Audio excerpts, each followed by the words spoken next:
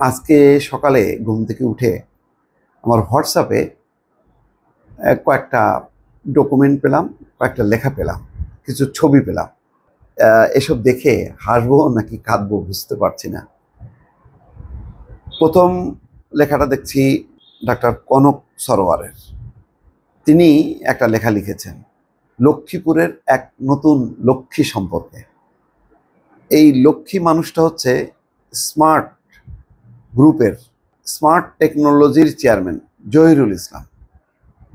লিখছেন যে লক্ষ্মীপুরের রামগঞ্জে পলাতক হাসিনা সমর্থিত বিএনপি নতুন কাণ্ডারি স্মার্ট টেকনোলজির চেয়ারম্যান জহিরুল ইসলাম।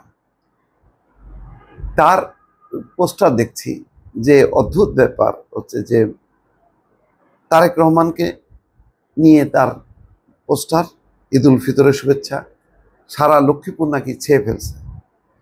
আবার তার অন্য কিছু ছবি দেখছি, যে ছবিতে সেই সব ছবিতে দেখা যাচ্ছে যে আগের সরকারের, যেমন পদ্মা সেতুর একটা উপলক্ষে, নির্মাণ উপলক্ষে একটা ছবি, শেখ হাসিনাকে দিয়ে অভিনন্দন, কৃতজ্ঞতা, মাননীয় প্রধানমন্ত্রী শেখ হাসিনা, সেটাও একটা পোস্টার দেখছি।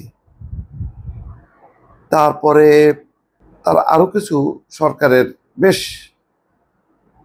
হোমরা তোমরা, তারপরে 15ই আগস্ট সম্পর্কে শেখ মুজিবুর রহমানের প্রতি তার বিনম্র শ্রদ্ধার বেশ শোকাহত একটা ছবি দেখা যাচ্ছে। সুদর্শন, নিঃসন্দেহে সুদর্শন। তার সাথে মোস্তফা জব্বার, এসটি ইমাম, জুনায়েদ, পলক, তাদের ছবি আছে।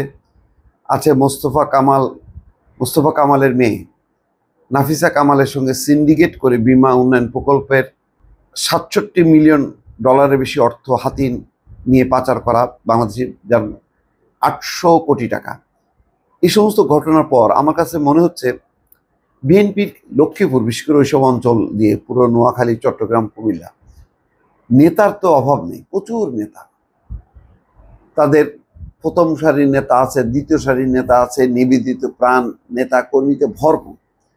সেখানে এই নতুন নতুন লক্ষ্মী দরকার কেন লক্ষ্মীপুরে, আমি বুঝতে পারছি না। কনক সরোয়ারের তথ্যভিত্তিক এই পোস্টটা, তাতে বলা হচ্ছে জুলাই 2024 পলাতক শেখ হাসিনার সফর সঙ্গী হয়ে চায়না গিয়েছিলেন জহিরুল। এসটি ইমাম, মোস্তফা জব্বার, জুনায়েদ, পলকের হাত ধরে আইসিটি ও বিভিন্ন মন্ত্রণালয়ের নানা প্রকল্পের একচেটিয়া কাজ হাতিয়ে নিয়েছেন তিনি। পেয়েছেন পদ্মা সেতু প্রকল্পের কাজও। বিমা উন্নয়ন ও নিয়ন্ত্রণ কর্তৃপক্ষের প্রযুক্তিগত উন্নয়নের প্রকল্পে সাবেক অর্থমন্ত্রী মোস্তফা কামালের মেয়ে নাফিসা কামালের সঙ্গে সিন্ডিকেট করে বিমা উন্নয়ন প্রকল্পের 67 মিলিয়ন ডলারের বেশি অর্থ হাতিয়ে নিয়ে পাচার করেছেন, যার অন্যতম জহিরুল ইসলামের স্মার্ট টেকনোলজি। জহিরুল ইসলাম এখন বিএনপির ভারপ্রাপ্ত চেয়ারম্যান তারেক রহমান সাহেবের ছবি দিয়ে পোস্টার লাগিয়ে সয়লাভ করে ফেলেছেন লক্ষ্মীপুরের রামগঞ্জের অলিগলি। গত 10ই মার্চ লক্ষ্মীপুর 1 রামগঞ্জ আসনের সাবেক এমপি, রামগঞ্জ উপজেলার বিএনপির সভাপতি আলহাজ নাজিমুদ্দিন আহমেদ মৃত্যুবরণ করেছেন। এরপরই এলাকায় বেড়েছে তার উৎপাত। তার দাবি, রামগঞ্জ উপজেলা বিএনপি, যুবদল, স্বেচ্ছাসেবক দল এবং ছাত্রদলের নেতা কর্মী এবং রামগঞ্জের জনসাধারণকে দেখাশোনার দায়িত্ব নাকি নাজিমুদ্দিন সাহেব তাকে দিয়ে দুনিয়া থেকে বিদায় নিয়েছেন। ভালো, আগামী নির্বাচনে নাকি বিএনপি নমিনেশন তার কনফার্ম। স্থানীয় নেতা কর্মীদের কাছে তার দাবি, তারেক সাহেব নাকি কথা দিয়েছেন। তারেক সাহেব কতজনকে কথা দেবেন আমি জানি না।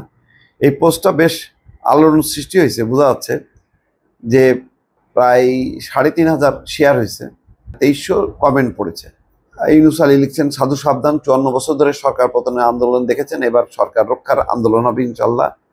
এসব তার চামড়া দিয়ে পাবলিকের জুতা বানানোর দায়িত্ব সরকারের।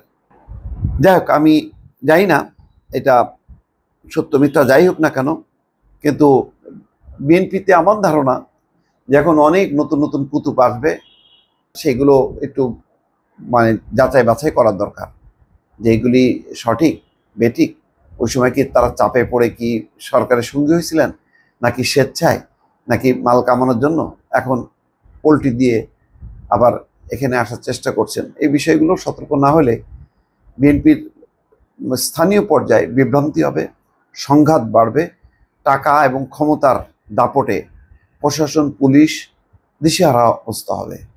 এই পরিস্থিতি শুরু থেকেই কন্ট্রোল করা উচিত এবং এখন থেকেই নেতৃত্ব ঠিক করা দরকার।